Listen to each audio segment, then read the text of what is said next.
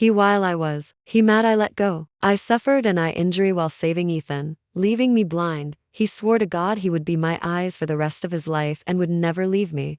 I diligently cooperated with the doctors, and on the day my eyesight recovered, I ran home, overjoyed, to tell him the good news. Instead, I saw Ethan lying on my bed with his female secretary, deeply kissing and lost in a whirlwind of passion. In the throes of passion, Ethan gasped and repeatedly called his secretary's name. Ethan, why don't you divorce that blind woman? I'm the one who understands and loves you the most. Just wait a little longer. I need time. That night, a heavy snowfall began. Dressed in thin clothes, I walked out of the house, heartbroken. I booked a flight.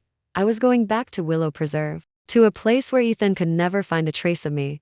After booking the flight, I thought the couple inside would end their bedroom antics. When I composed myself and returned home, I didn't expect them to move from the bedroom to the living room, locked in a tight embrace and passionate kiss. The air was thick with the scent of desire. Ethan's eyes, full of lust, met mine. The next moment, he bit his lower lip, trying not to make a sound. Chelsea, however, deliberately played mischievous, constantly teasing him. Ethan, don't worry. Luna is blind. She can't see us. She pressed her mouth to Ethan's ear, then swept a disdainful glance at me, her eyes showing utter contempt. Ethan reached out and pinched her. Don't be naughty. Luna mustn't hear anything out of the ordinary. Hey, but I think this is so exciting. Oops, that one seems to be used up. We need a new one. Chelsea looked up and whispered, a playful smirk on her face as she reminded Ethan. He controlled his voice and looked at me, sitting on the opposite sofa. Should I ask her to get it, or should I go myself? Chelsea provocatively looked at me, then asked Ethan for his opinion. Luna, my throat feels a bit sore. Could you get that box of cold medicine from the coffee table for me? After a moment of struggle, Ethan decided to go along with Chelsea's wish. My face was pale as I looked at Ethan speaking. His cheeks were flushed, his eyes hazy, and his arms were tightly wrapped around Chelsea, unwilling to let go and get up. I tried my best to control my emotions, my hands clenched tightly. I gave a bitter glance at the so-called cold medicine on the coffee table. They were clearly condoms. Ethan was asking me to get them condoms. With a felt utterly despairing expression, I pretended to be blind, fumbled for the coffee table, picked up the box, and walked over. How did you catch a cold? Is it serious? I asked him, feigning concern as I always used to, but my voice was trembling. Unfortunately, he didn't notice. No, it's nothing. I'll take the medicine and sleep it off. Chelsea provocatively played with him, and Ethan glared at her. Playfully annoyed, he gestured for her to stop, then took the box from my hand. You should get some rest. I'll sleep in the guest room so I don't infect you. Then, Ethan picked up Chelsea and tiptoed towards the guest room. After they left, my nose stung, and the corners of my eyes reddened. Even though I had decided to leave and let him go, I couldn't help but feel heartbroken. Ethan had said he would never lie to me or betray me, but now he had truly broken his promise. I picked up my phone and called Silas. Silas, Luna is willing to return to Willow Preserve and inherit your legacy and teachings. Are you sure? Once you return, you can never go out again. You know the preserve's entrance is sealed off, not allowing outsiders to discover us. Living in seclusion, can you bear to leave Ethan? I answered without hesitation. Yes, I can. Silas was silent for a long time. All right, come back in 7 days. Before, I had been indecisive because I couldn't bear to leave Ethan. Now, he had made the choice for me. I calmly glanced at the tightly closed guest room door, from which the sounds of a man and woman gasping kept coming. I've wasted so many years, letting my medical skills go to waste. Now I've decided to take on the heavy responsibility and help lighten Silas's burden. Good, you are indeed a good daughter of Willow Preserve. You won't disappoint me. In 8 days, I will gather everyone at the preserve's entrance to welcome you home. Luna will be home on time. After exchanging pleasantries and catching up with Silas, and after I hung up the phone, Ethan, wearing a white shirt, twisted the door open and walked in. There were hickeys all over his neck and lower body, scratch marks from Chelsea's nails during their passionate encounter. He didn't think I would notice because I was blind. Too, I immediately felt an unprecedented wave of nausea, followed by dry heaving. Ethan, seeing my reaction, anxiously approached me. As he drew near, all I could smell was Chelsea's unique perfume, specially customized for her by a perfume company because Ethan spoiled her endlessly. The nausea reached its peak.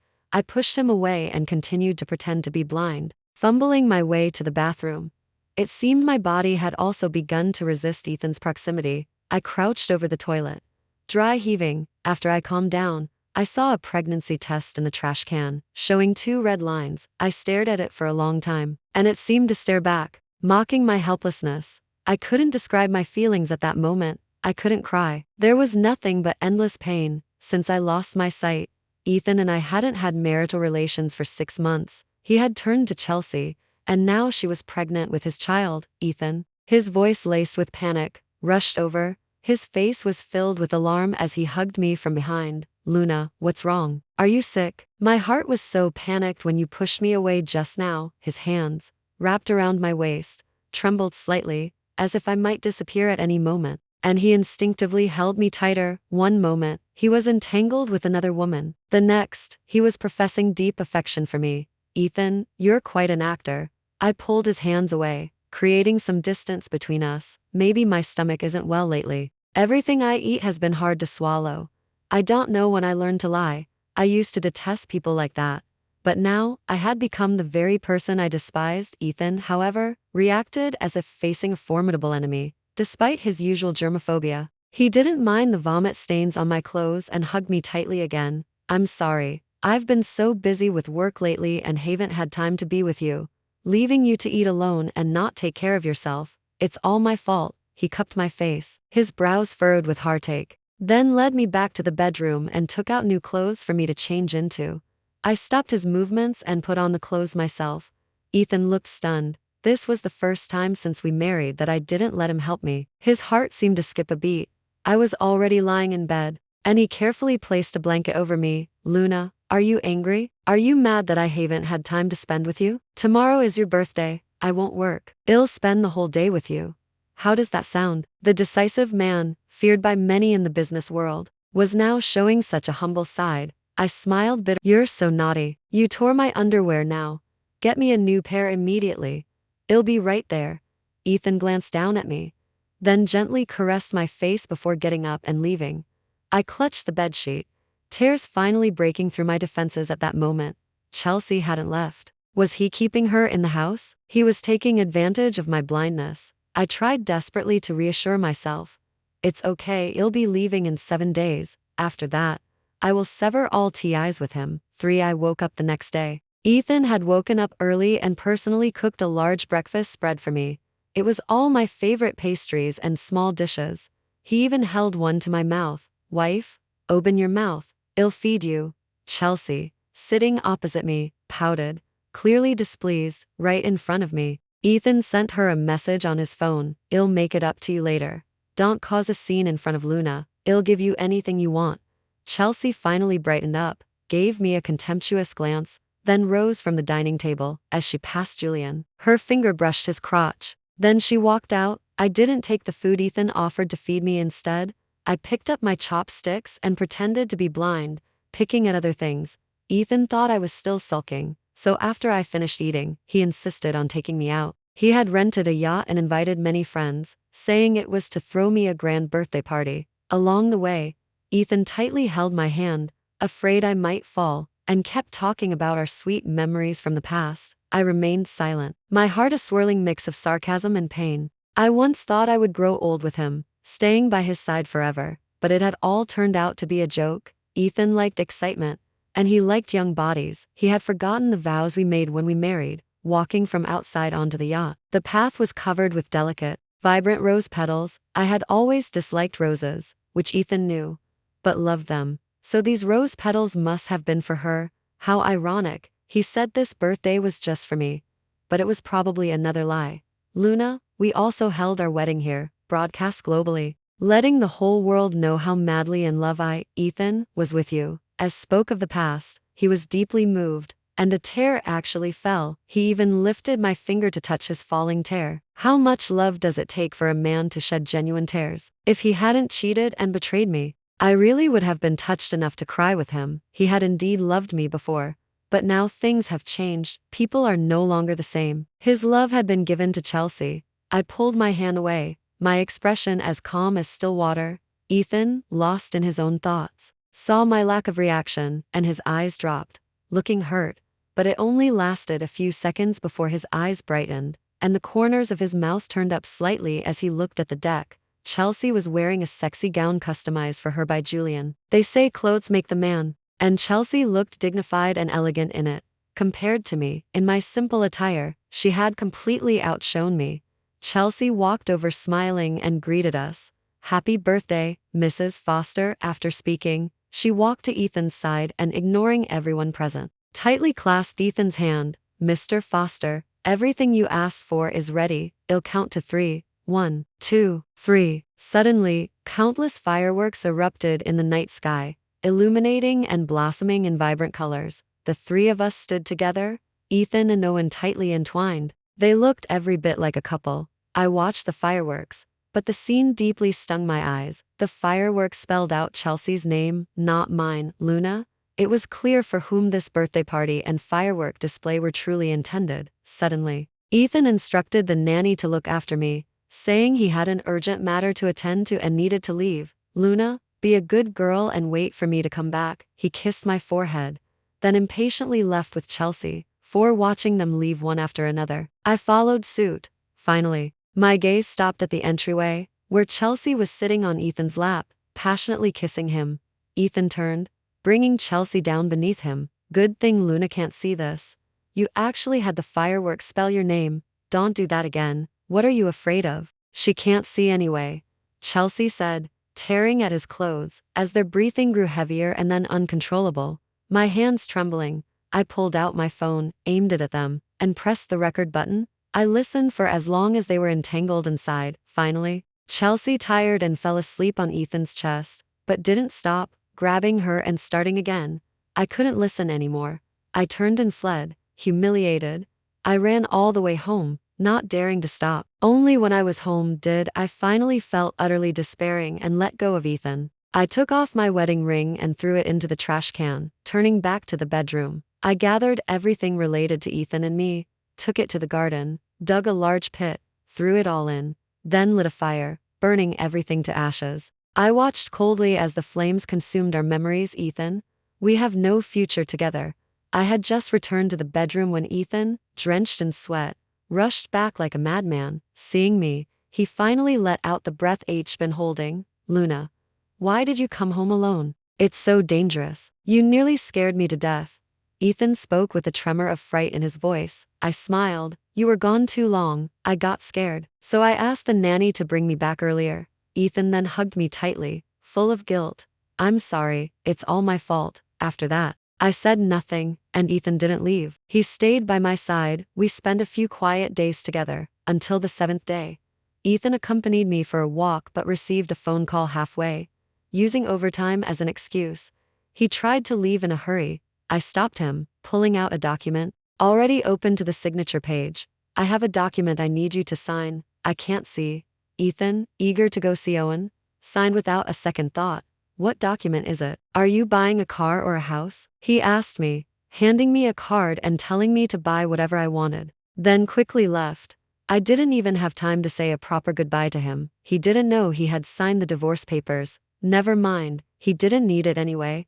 I took off my sunglasses, watching Ethan's retreating back. "Ethan, goodbye." I went home, placed the divorce papers and the video I recorded on my phone onto the coffee table.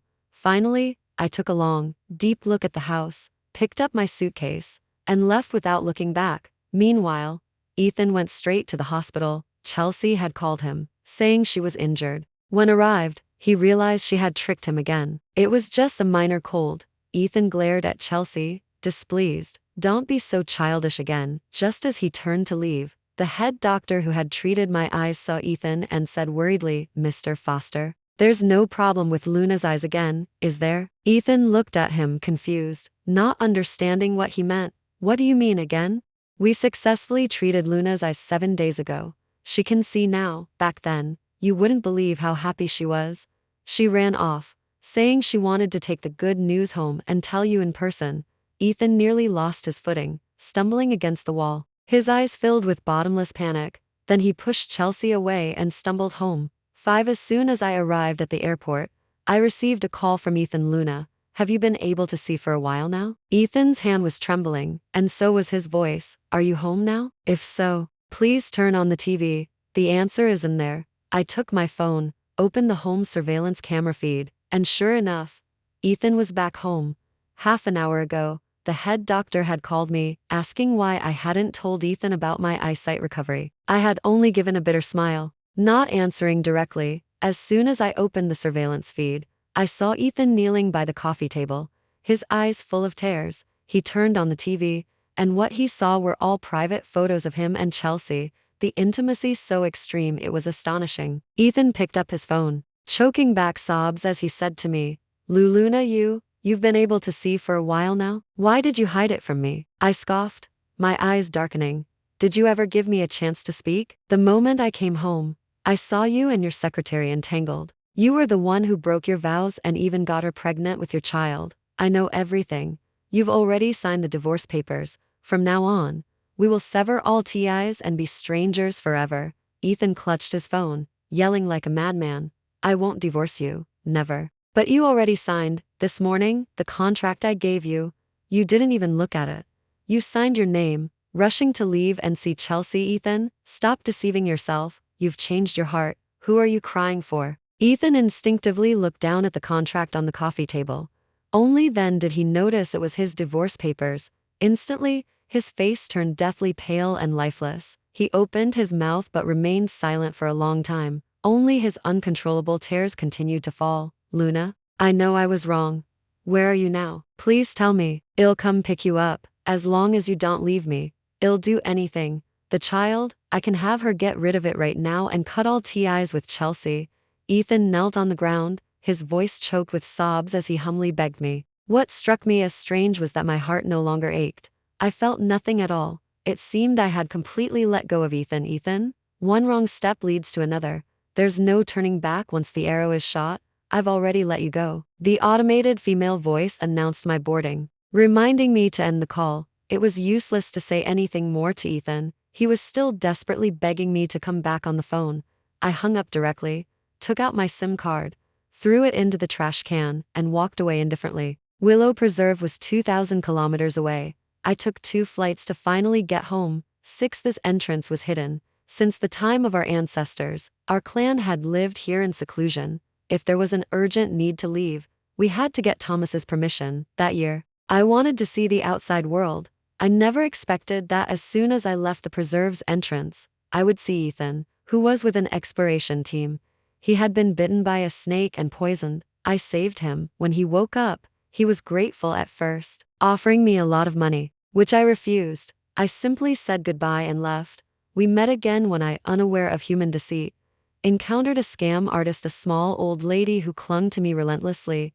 Ethan's car happened to pass by. He spotted me and helped me out of the predicament. Seeing that I was unfamiliar with many new things, he took me back and taught me many novel things one by one. That's how my good feelings for him turned into love. And he felt the same. On the night I was about to confess my feelings to him, he was ambushed by enemies and chased. I shielded him from a knife, and that's when my eyes were stabbed. Ethan held me, crying for an entire day and night. Crouched outside the emergency room, he knelt by the door, praying that I would be all right, and swore that he would never abandon me. And if I could never see again, he would be my eyes. The past was too painful to recall, and he was no longer the man he once was. As soon as I reached the preserve's entrance, I saw Silas, accompanied by respected elders of the clan, waiting for me. Seeing my long-lost family, a pang of sadness went through me. I jogged over and exchanged pleasantries, and catching up with Silas and the others. Luna, you're finally home. Can you truly bear to let go of Ethan? Silas looked at me with a complicated expression. Sighing repeatedly, I answered him firmly that my ties with Ethan as a couple are long broken. There was nothing to regret. He even got Chelsea pregnant with his child. If I didn't leave, should I stay and watch them become a family of 3? I had given him many chances, hoping he would turn back, that he could uphold the last bit of decency to save our marriage, but he didn't. He became more and more reckless.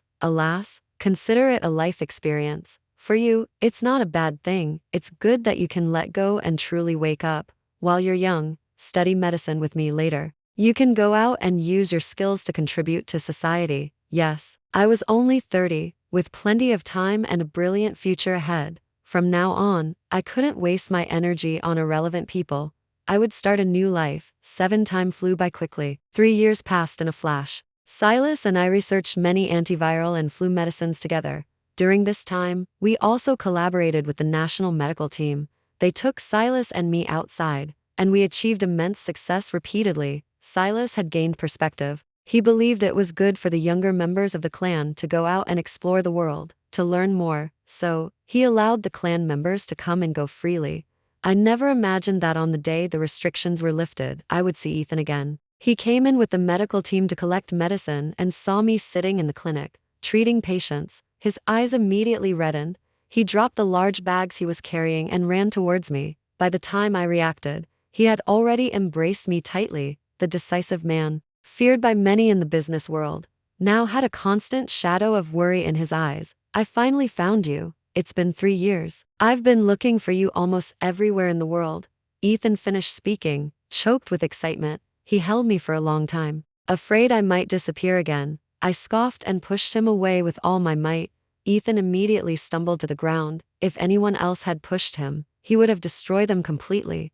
But now, he wasn't angry at all. Instead, he anxiously asked me, "Did I hurt you?" "I'm sorry, Luna. I'll be careful next time, Ethan. You don't have to be like this. Our ties as a couple are long broken. Please take care of yourself from now on. And don't randomly hug people." Ethan, however, went mad, standing up again and flatly refusing. "No, I don't want this. I can't forget you. Even if you kill me, just don't push me away." He hugged me again and kissed me, unable to bear it any longer. I slapped him. I have a phobia of dirt and cannot tolerate a man who cheats and betrays me, and even gets another woman pregnant with his child. And you're too dirty. Ethan, however, screamed in anguish, shaking his head wildly. I already made Chelsea abort the child, and I ruined her completely. I won't make mistakes again. Can you give me another chance? Let me make it up to you. Hearing this, I merely pulled my hand away indifferently. As I turned to leave, I said, "Ethan, I don't love you anymore. Believe it or not, you won't be in my future."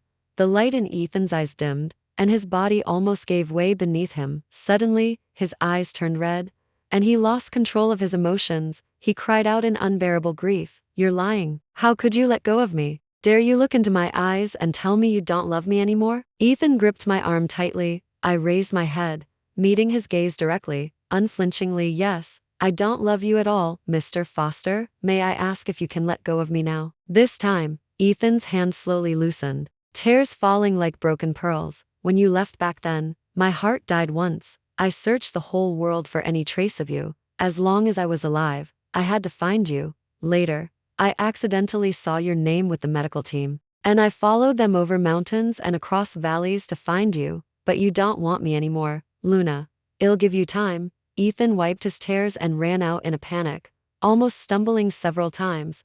Afterward, Julian didn't leave and stayed next door to me. But he didn't harass me. He always followed me secretly. I pretended not to see him, no matter what he did.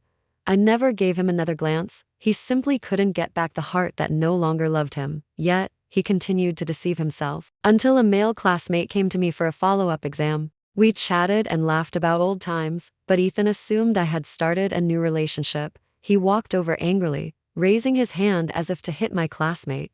I quickly intervened, stopping him. "Ethan, if you're going to act crazy, get out. Don't interfere with my patients." My classmate awkwardly stood up, said goodbye to me, and left first. After he left, I pushed Ethan away in disgust, but he grabbed my hand, looking at me with deep affection. "Luna, you've had a few days to calm down. It's time to come back to me and leave this place with me, isn't it?" I couldn't help but frown and scoff. Did he actually think that the years I was gone were just a cold war with him? "Ethan, did you hear anything I said? I told you, we're divorced. I don't love you.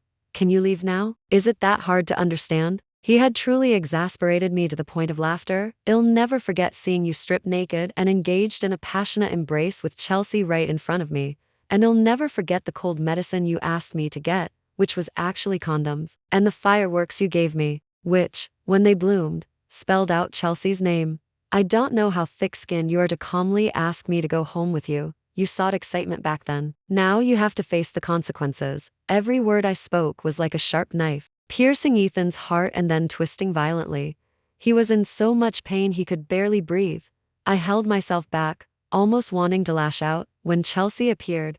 Ethan had said he had ruined her completely. Yet another lie. She was alive and well. She looked exactly the same as when I had left 3 years ago. You dare hit Ethan? It'll destroy you completely. You're almost a useless person anyway. Owen's face was cruel, but when he reached Ethan, his expression changed to one of flattery. The adulterous couple is all here. Should I just corner them? Facing's mockery, I no longer held back. If she dared to act out on my territory, I would make her crawl out. Hey, Ethan, listen to her. She's calling you and me dogs. I'll teach her a lesson for you. Chelsea finished speaking, stopped smiling, and angrily moved to strike me.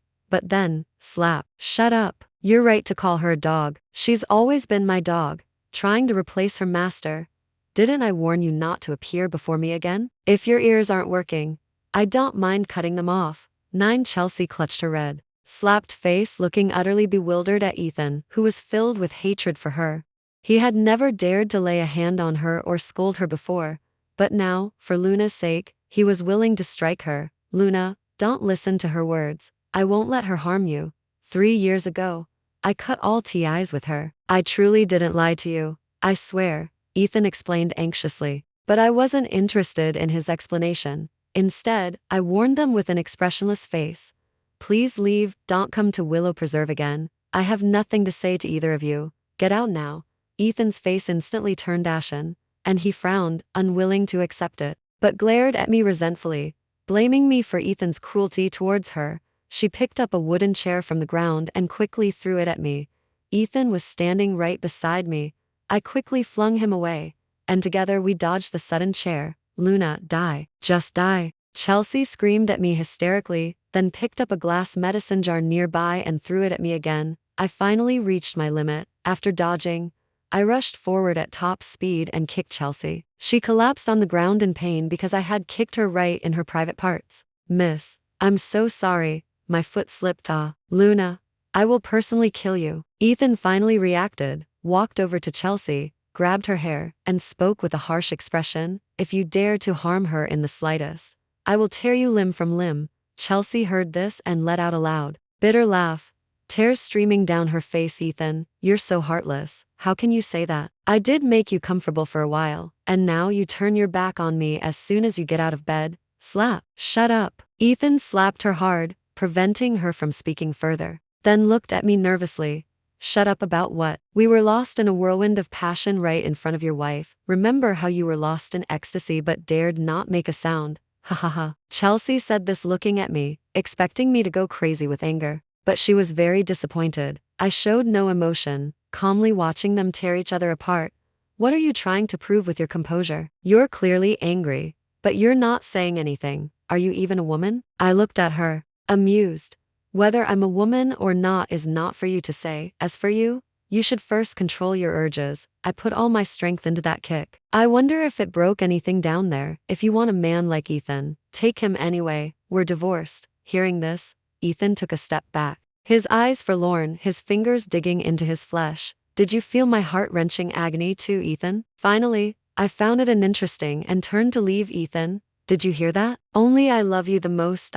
Suddenly, Chelsea clutched her lower body, screaming in pain. Her face beat red, like a dead pig. Ethan, at some point, had taken a knife and stabbed it into Chelsea's crotch. The ground was covered in Chelsea's blood, as was her skirt. It looked like she was ruined. It was you who angered Luna and drove her away. That's why she doesn't want me. Now, you still dare to harm her? I told you, anyone who harms her, I will make them suffer unbearably. Chelsea, seeing Ethan in a frenzied state, finally became afraid.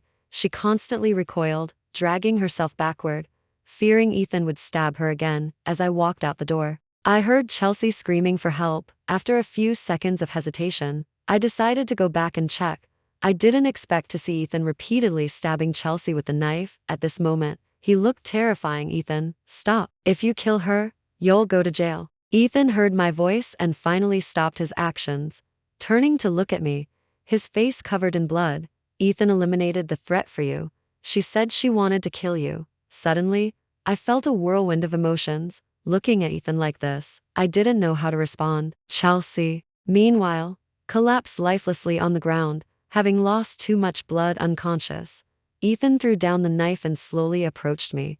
I dared not reject him in this state. He rested his head on my shoulder, closing his eyes tiredly. Luna, can you hold me one more time? I knew Ethan wouldn't hurt me, so I raised my hands, preparing to embrace him, when the police rushed in, guns drawn, and handcuffed him. My hands were still in mid-air as Ethan was pinned to the ground. Let me go. Luna was about to hug me. Why are you stopping me? No one paid attention to the raving Ethan. I walked over, but the police worriedly held me back. Don't worry, he won't kill me. If an embrace could help him find peace from his torment, I was willing to hold him one last time. Ethan, I'll hug you one last time. He leaned into my embrace, crying hysterically, his heart-wrenching agony palpable. He repeatedly apologized to me, saying everything was his just deserts. As he was led away, he kept turning back to look at me. I watched him go. Luna, are you all right? The student patient I had seen earlier emerged. It turned out he hadn't left. He had been watching from the doorway the whole time. When started hitting me, he immediately called the police. There were always police patrolling down the mountain, and upon receiving the report, they quickly ascended to make the arrests. After thanking him kindly, I walked out of the preserve's entrance. The police car carrying Ethan disappeared from view. This time, our paths would truly diverge forever. Goodbye, Ethan. That's all for today's story. Thank you for listening. This is my channel. The tales I share drawn from life or woven from imagination are meant to offer you connection, reflection, and perhaps solace or newfound strength. If you long to see your own reflection in others' journeys, or seek a glimmer of light within the maze of emotions, subscribe to my channel. Listen with your heart. Explore the stories of life.